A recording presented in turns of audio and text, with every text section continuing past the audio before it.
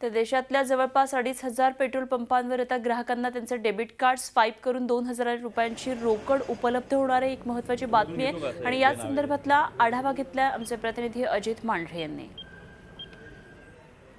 500 आणि 1000च्या नोटा बंद करून जवळपास 10 ते 12 दिवस उलटूनही लोकांच्या रांगा अजूनही बँक आणि ATMच्या बाहेर दिसत आहेत, पोस्ट खात्याच्या बाहेर दिसत आहेत.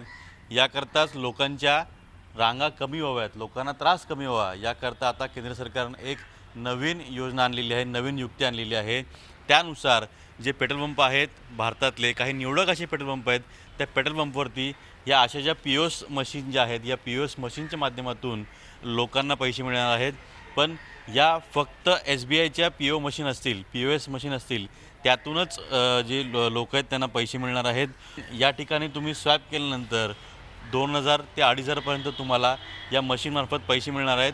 कार्ड स्वॅप करून OTP किंवा पासवर्ड टाकल्यानंतर त्या ठिकाणी तुमचे पैसे डिडक्ट होतील, तुम्हाला मेसेज येईल आणि त्यानंतर जे पेट्रोल पंप आहेत निवडक पेट्रोल पंप आहेत आणि ते पण फक्त SBIची POS मशीन असलेलेच काही पेट्रोल पंप आहेत.